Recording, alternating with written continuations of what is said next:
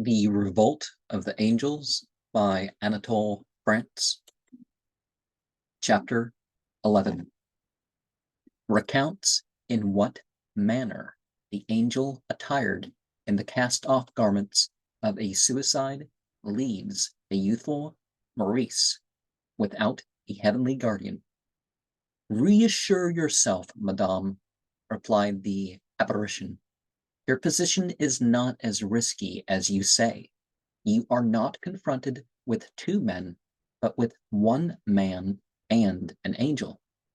She examined the stranger with an eye which, piercing the gloom, was anxiously surveying a vague but by no means negligible indication, and asked, Monsieur, is it quite certain that you are an angel? The apparition prayed her to have no doubt about it, and gave some precise information as to his origin. There are 3 hierarchies of celestial spirits, each composed of 9 choirs.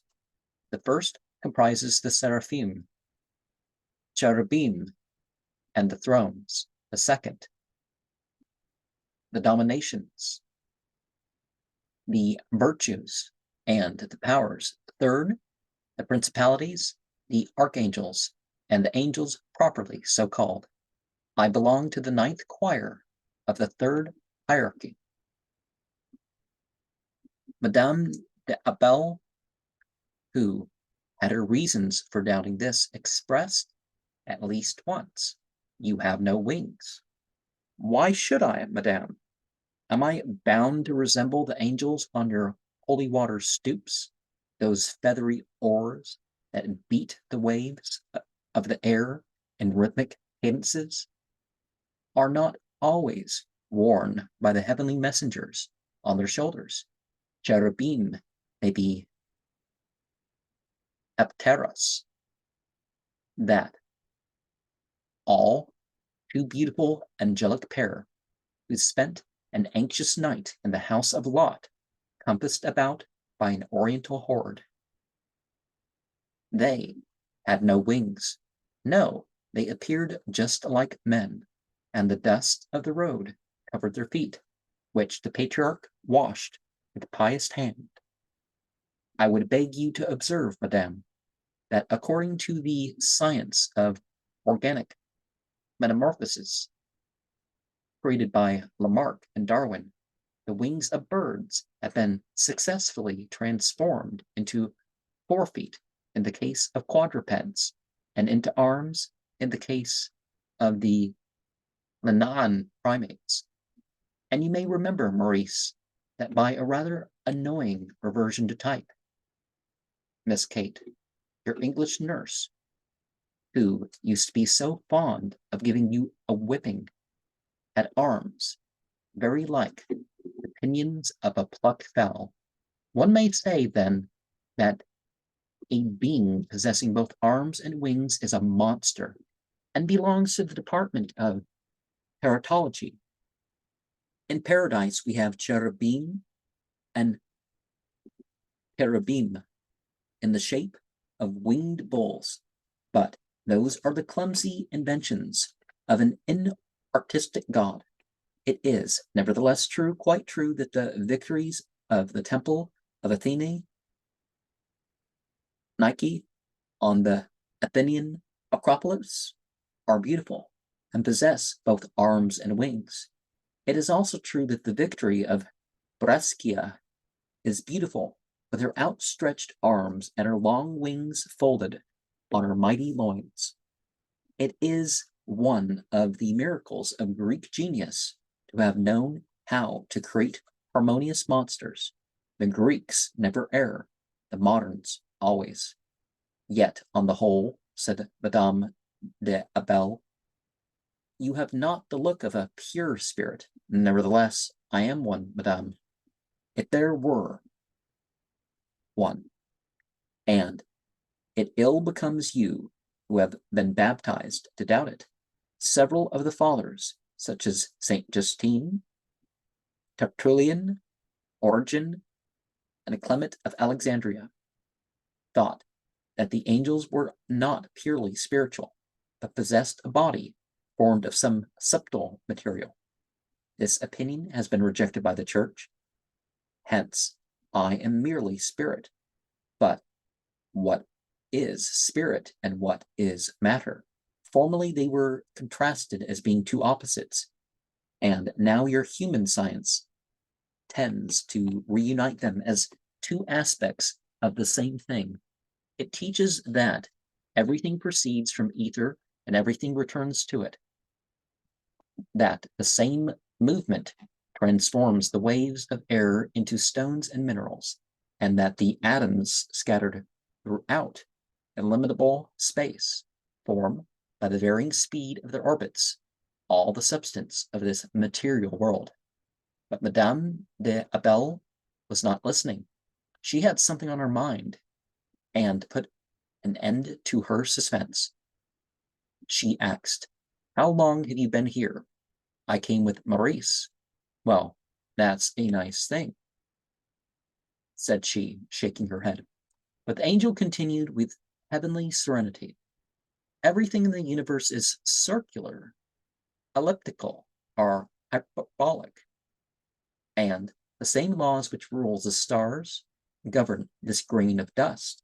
In the original and native movement of its substance, my body is spiritual, but it may affect as you perceive this material state by changing the rhythm of its elements." Having thus spoken, he sat down in a chair on Madame de Abel's black stockings. A clock struck outside. "Good heavens, 7 o'clock!"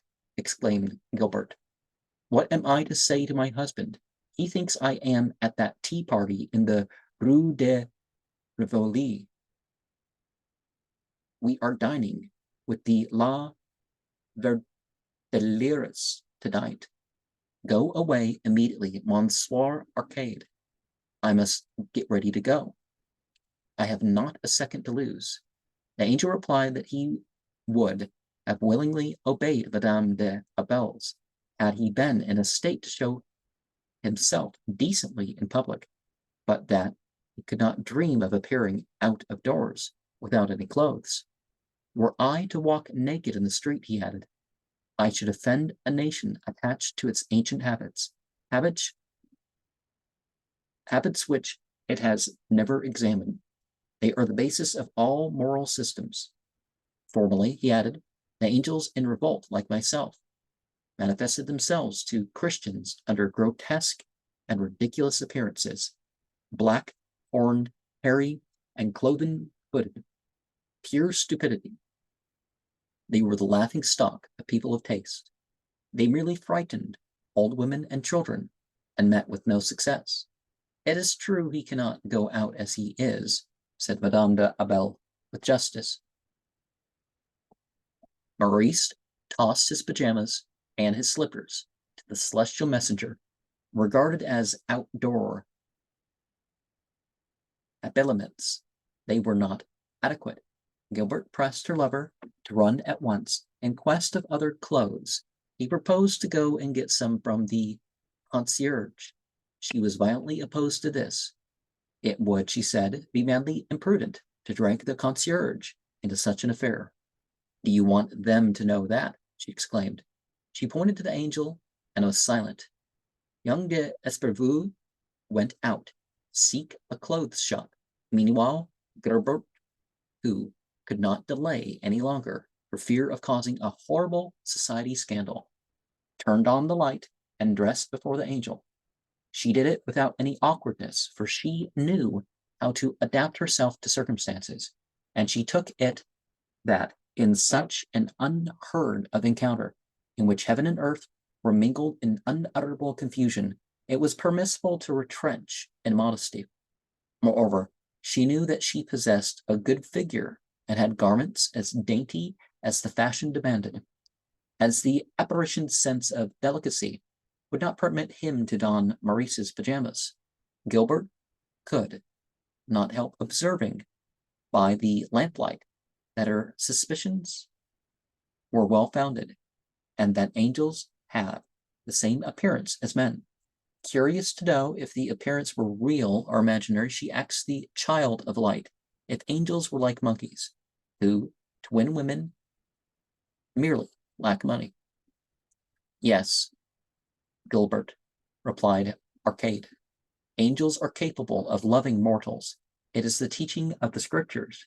It is said in the 7th book of Genesis, when men became numerous on the face of the earth and daughters were born to them, the sons of God saw that the daughters of men were beautiful, and they took as wives all those which pleased them. Good heavens, cried Gilbert all at once. I shall never be able to fasten my dress. It hooks down the back. When Maurice entered the room, he found the angel on his knees, tying the shoes of the woman taken in flagrant delicto. Taking her muff and her bag off the table, she said, I have not forgotten anything. No, good night, Monsieur Arcade. Good night, Maurice. I shall not forget today. And she vanished like a dream. Here, said Maurice, throwing the angel a bundle of clothes, the young man, having seen some dismal rags lying among clarinets and clyster pipes in the window of a second-hand shop, had bought for 19 francs the cast-off suit of some wretched, sable-clad mortal who had committed suicide. The angel, with native majesty, took the garments and put them on. Warned by him, they took on an unexpected elegance. He took a step to the door. So you are leaving me, said Maurice. It is settled then. I very much fear that some day you will bitterly regret this hasty action. I must not look back. Adieu, Maurice. Maurice timidly slipped 5 louis into his hand. Adieu, Arcade. But when the angel had passed through the door, and all that was to be seen of him in the doorway was his uplifted heel, Maurice called him back. Arcade, I never thought of it. I have no guardian angel now. Quite true, Maurice. You have one no longer. Then what will become of me? One must have a guardian angel. Tell me, are there not grave drawbacks? Is there no danger in not having one? Before replying, Maurice, I must ask you if you wish me to speak to you according to your belief, which formerly was my own, according to the teaching of the Church and the Catholic faith, or according to natural philosophy. I don't care a straw for your natural philosophy. Answer me according to the religion I believe in, and which I profess, and in which I wish to live and die. Very well, my dear Maurice. The loss of your guardian angel will probably deprive you of certain spiritual succor, of certain celestial grace. I am expressing to you the unvarying opinion of the Church on the matter. You will lack an assistance, a support, a consolation, which would have guided and confirmed you in the way of salvation. You will have less strength to avoid sin, and as it was, you had it much. In fact, in spiritual matters, you will be without strength and without joy. Adieu, Maurice, and when you see Madame d'Abel, remember me to her. You were going? Farewell. Arcade disappeared, and Maurice, in the depths of an armchair, sat for a long time with his head in his hands. Well, I personally would want to be answered according to what the being is claiming to be the truth, not, but we're obviously dealing with a being that's the Asuras, the Pitschas, the Rakshasas in particular. This is the side that he is on. And we understand why studying, what people have come up with might lead one to certain conclusions and courses of life.